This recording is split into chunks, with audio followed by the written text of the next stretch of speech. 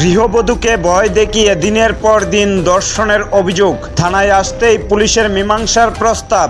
দিনমজুর স্বামী ও দুই ছোট্ট সন্তানদের হত্যা করার ভয়ভীতি দেখিয়ে এক গৃহবধূকে দিনের পর দিন ধর্ষণ করার অভিযোগ। খোয়াই মহিলা থানায় আসতেই শাসক দল এবং পুলিশ সম্মিলিতভাবে ঘটনার মীমাংসার জন্য অভিযোগকারীকে চাপ সৃষ্টি করা নিয়ে ব্যাপক চাঞ্চল্য খোয়াই মহকুমা জুড়ে। ঘটনাটি সংঘটিত হয় খোয়াই থানাধীন এলাকায়।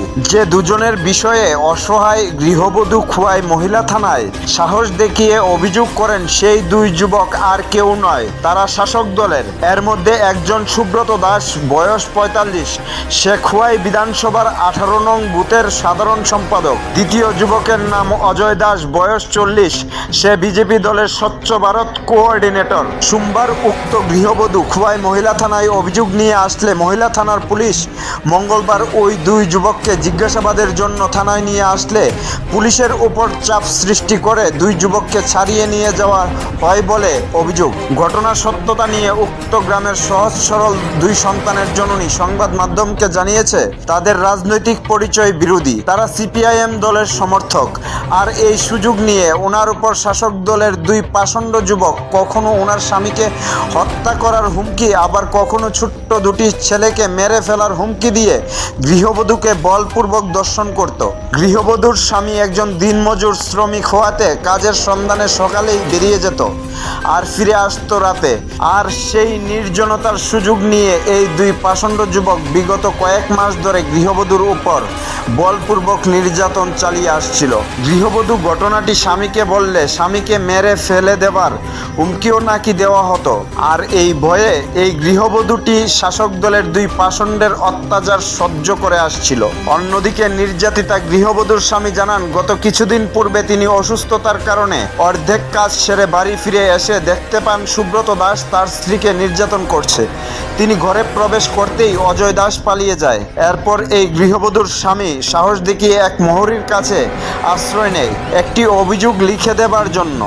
জনৈক্য মোহরি ১,০০০ টাকার বিনিময়ে ২ পাতার একটি অভিযোগ লিখে দেন ওই অসহায় পরিবারটিকে।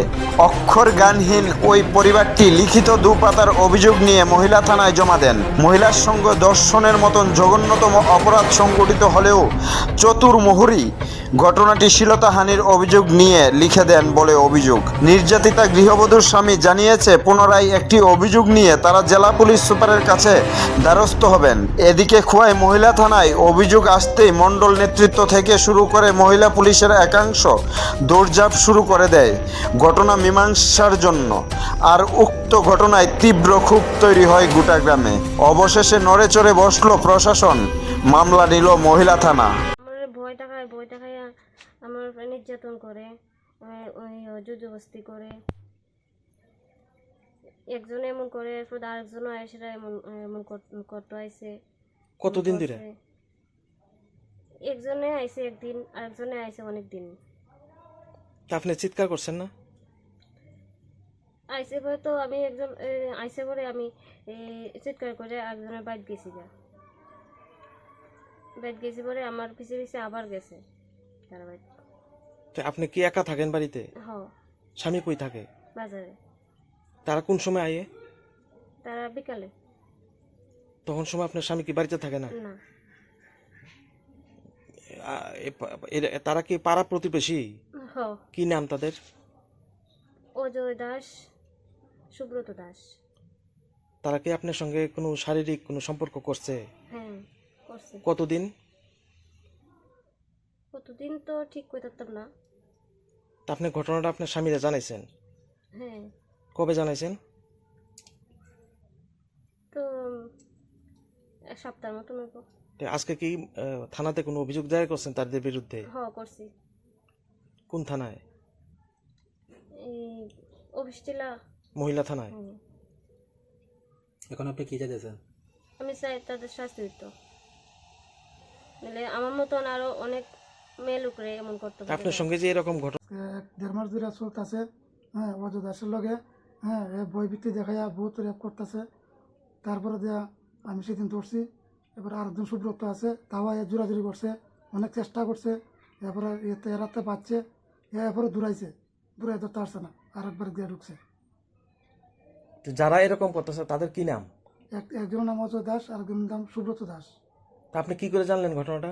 আমার লাস্টে দিয়া আমার বাড়িতে আমি ধরা পড়ছে মোবাইলে অজয় দাসের লগে কথা কইতাছে, তারপরে তো আমি ধরে লেছি। এ কইতাছে দরজা খুলো আর নাইলে মারিলাম। তো আপনার মিসেস যে কইলো প্রায় সময় ভয়ভীতি দেখাইতো, ওই তো আমি বাড়িতে না থাকলে বই ভিত্তি দেখাইতো, দেখায় অমুক সময় পকড় করতো। তো এখন আপনারা কি মানে চাইতাছেন? আমরা যেতেছে শাস্তি হইতো এরা। আপনারা কি আজকে থানাতে কোনো অভিযোগ দিবেন? অভিযোগ দিব, কার কাছে দিবেন? এসপির দ্বারা দিব। রাত থেকে আমাদের কাছে একটা কমপ্লেন আছে, তো ওই কমপ্লেনের উপর বেস করে আমরা একটা কেস রেজিস্ট্রেশন করি, যার case number MPS 2024 WKH 030 under section 329/376/64/62/35 of BNS 2023। ওনার একজন মহিলা এটা একটা কমপ্লেন করে, ওনার কমপ্লেনের উপর ভিত্তি করে আমরা একটা কেস রেজিস্ট্রেশন করি। যার বিরুদ্ধে কেস রয়েছে তাদের নাম সুব্রত দাস আর অজয় দাস, তাদের বাড়ি নর্থ সিংসরা, 5 PS। কেসটা এখন আপাতত আমরা ইনভেস্টিগেশন। Bureau report NDBT।